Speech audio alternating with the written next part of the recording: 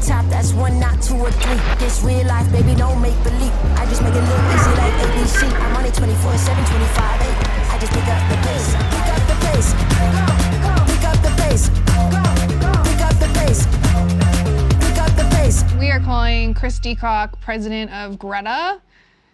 He is the OG, I guess. I don't think he's gonna answer. Okay, well, we have proof that I tried. We're calling Taylor. He's the current managing partner at Greta Edmonton, but he will be moving his whole entire life to Toronto. How are you? Good, how you doing? I'm good. I'm just calling to gauge your interest on doing that documentary that we talked about. Yep. I think it's like, whether we have time or not, I think it's just such a necessary thing that I think it also just sets us in the right direction of like understanding how we want to do our brand. Like I just, even if that was a flop, I think getting us in the habit of like, hey, this is what we need to be doing to do this day and age and be competitive is like constant content and follow-up and documentary and like all that. I 100% think it's needed. Kayla, I'm happy that you're happy because we're filming. We've started. Oh, I love it. There you go. That's awesome. We ready to call Casey and set some plans in motion? Mm-hmm. Okay, let's see if he's gonna answer me. He's in Mexico right now, but there's no such thing as work-life balance. Again. Okay, well, 2 for 2 being stood up. Calling Colin from Greta YYC, who's gonna be moving out to Greta Toronto to help us open. He's our big promo guy, big life of the party guy, Irish guy, fun fact. So just calling to see if he's into the documentary idea. Hey buddy, how are you? Hi Nat, what's up? What's going on? Oh, I just doing some Toronto planning and some marketing planning. I just wanted to gauge your immediate sentiment about doing that documentary. Yeah, like, hang on. The documentary was like based on the inside of like Greta Calgary, like the kind of behind the scenes on it. Greta as a whole company, Calgary, Edmonton, Vancouver, Toronto. Like, I love it. Okay, well that's good because we're already filming it. Yeah.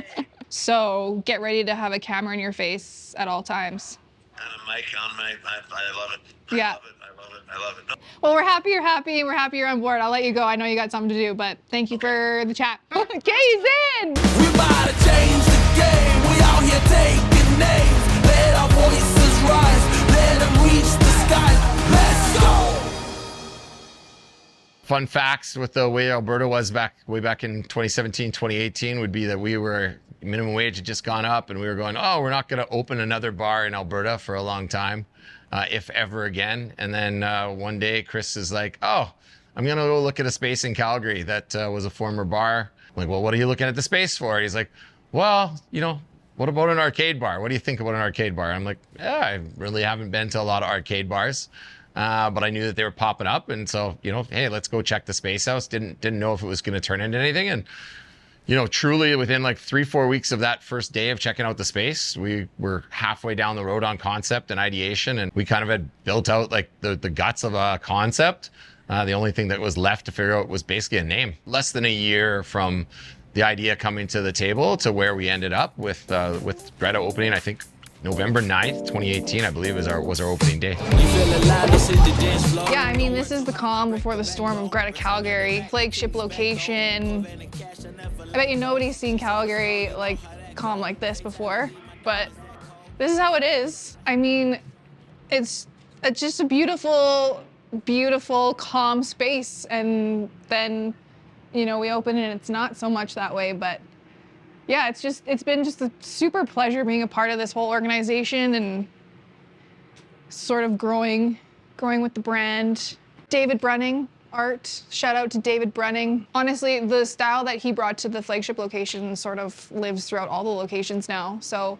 Yeah, so I mean, in terms of concept, one of the big things, Chris actually grew up in arcades. His dad used to be involved in the arcade business, obviously not the arcade bar business. Spent a lot of time in arcade. Chris is really, really good at arcade games as well. So I think partly he just wanted to open a concept where he could dummy people in different games, but he's quite talented at the game. So Chris had the arcade. We'd started to see some arcade bars, some in Canada, you know, the big US cities were starting to see them. But we kind of felt like something was missing. And I think it was really just that energy that we felt we could provide from owning, you know, pubs, nightclubs, bars over the years. So it was really that the idea of combining the energy from a busy bar, and, you know, having a dance floor, having, you know, people moving around the room and the venue, and then combining that with games. You know, people like to use the word vibe nowadays. Like, how do we have the vibe? And I think we were able to capture that in Calgary really well. And, you know, Calgary's now, you know, just finished our 5th year anniversary about 6 months ago. And, you know, Calgary's actually doing better than ever, you know, going in year 6 and beyond. How are you feeling?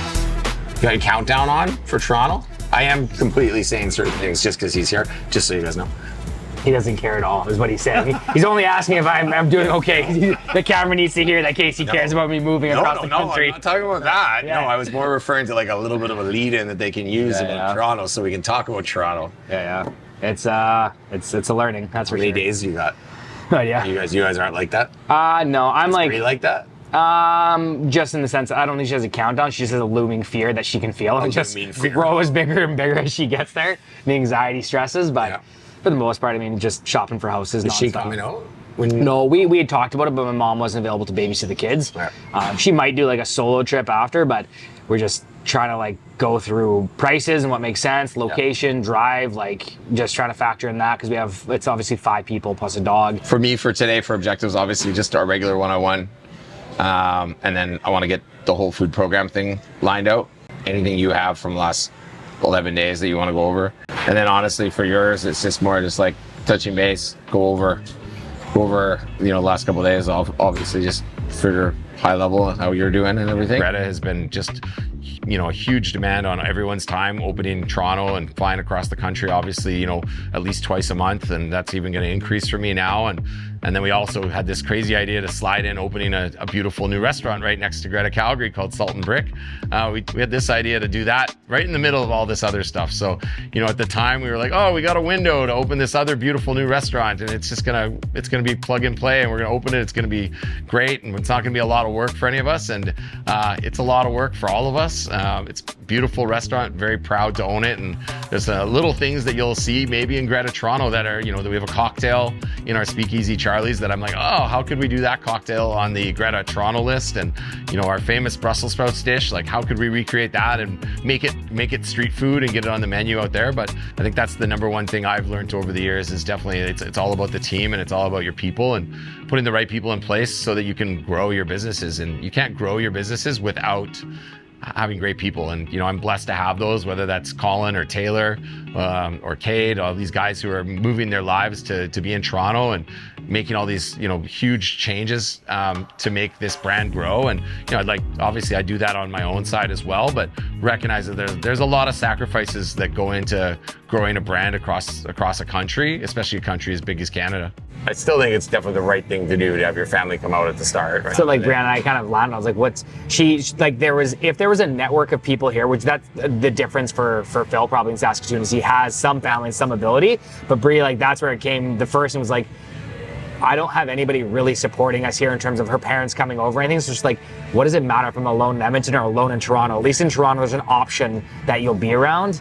The last one where I had to do, did I do Toronto then Van, or maybe it was just Van and Calgary? Literally it was like a 2.5 to 3 day thing and I fucking hated every second of that aspect. The work was fine, but I was fighting like I need to get home because the trade-off in terms of that was not there. I remember Taylor so well because we were leaving our annual general meeting in Kananaskis to go to do some hiring at our Lethbridge location, which was opening in October of 2013. And Taylor was one of our first interviews, but the crazy thing that happened that day is the floods that hit Alberta literally were chasing us. As we were driving to Lethbridge, Kananaskis was flooding. Our whole AGM was just finishing. 2 days earlier, we'd been whitewater rafting on these crazy rapids, and people were like, yeah, it shouldn't have been so crazy. We had our whole leadership of our entire company get flipped out of the boat a couple times. Now, I didn't get flipped out. Really savvy outdoorsman right here. Others weren't But it was a good time. But I remember meeting Taylor that day, and Marianne, who was our director of HR at Hudson's at the time, and I sat with him, and we basically said, like, this guy is incredibly impressive. Like, he was interviewing for our chef job, and we're like, this guy might be the general manager.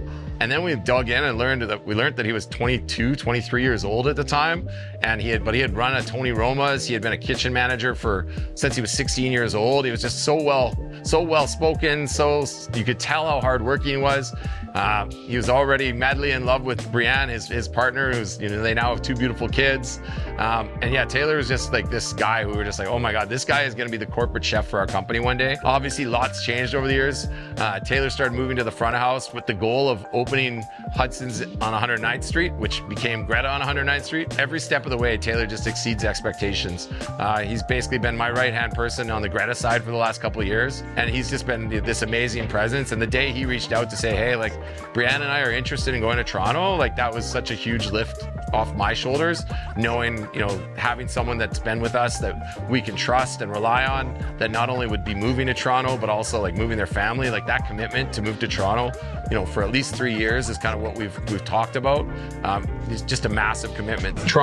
We've been doing all this work to open Greta Toronto. Like, this company has all been about, truly, Greta Toronto has been the culmination of this brand since 2018, and we're opening in 2024. Like, not going to shortchange 6 years of work, millions of dollars in sales and expenses and costs. If we think Colin is the best in the business at what he does, and Toronto is that important to our growth and trajectory into the US, 6 more weeks is probably a good thing for us. It hurts Calgary, but again, we also just hired Ewan today, and he's definitely planted that he will potentially stay longer. Again, lots of challenges. I mean, for me, I love my children are definitely my number one. I will always say in our company, family first. It's my rule when something's going on in someone's world is like, we always put family first. And I think as long as you have a bunch of leaders in an organization that believe in putting your family needs first, at the end of the day, like, it's a fun challenge. My children I'm doing these things to build this great life for my kids, as are a lot of our other leaders, whether it's for their kids or their wives. It's been really cool to see everyone's growth. Taylor, who's moved out to Toronto, is moving with his wife, his 2 kids, and their dog. Colin, who's moving out to Toronto, is actually, he's going for 9 months, and he's going to be away from his new wife of, just under a year, I guess. They've been married. So, there's huge sacrifices being made by everybody to make Greta work. I just wish there was a way we could make it work. I wish there was a way we could pause your training, come out with me, get someone to fill in, like literally fill in, train all your clients, and then for you to come back. Because then she'd come, no problem. It's for 9 months.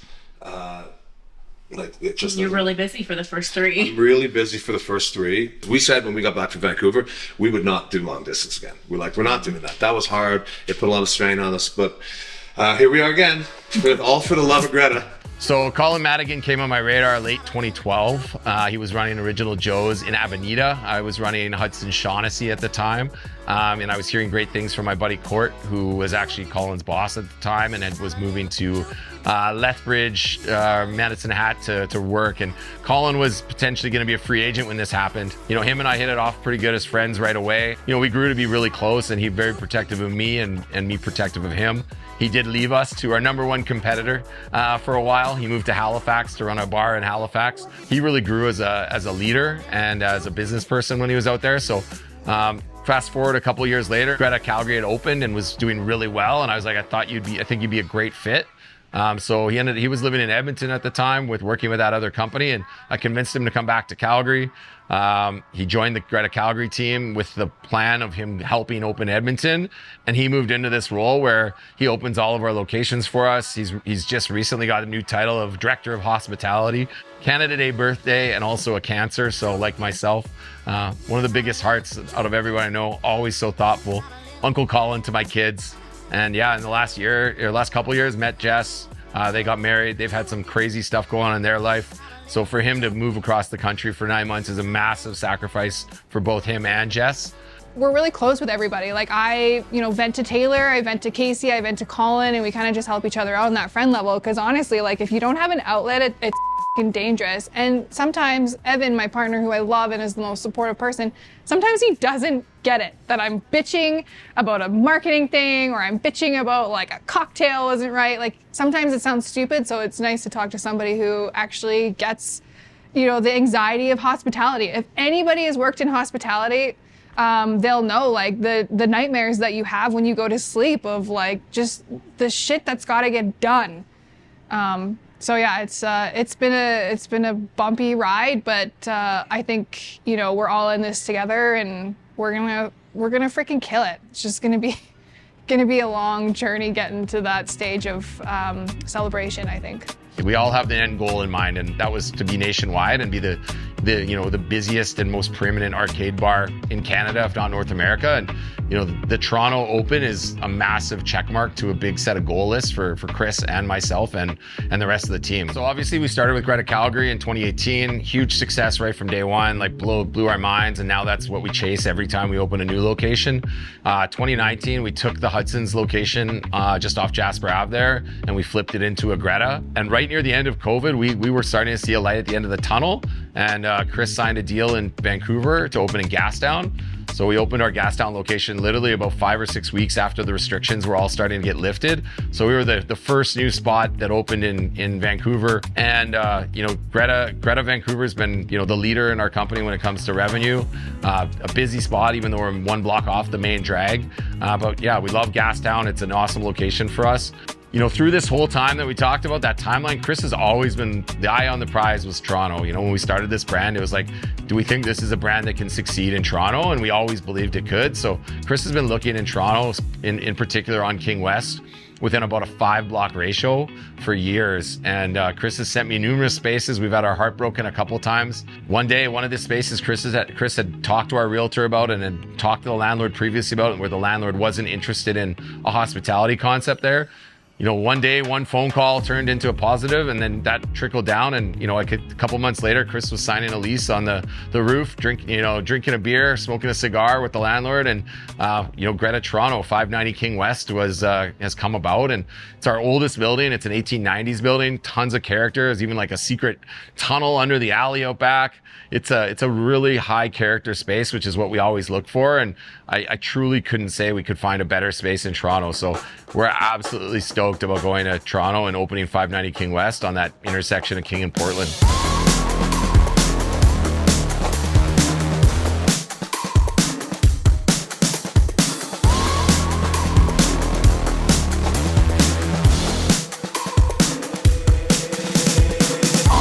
I'm such a weirdo, tattoos from my toes to my earlobe. Was a role model, I never had a hero. I learned how to live through the stereo. Coming from where I come from, the inferior. Everything you see ain't what it appears.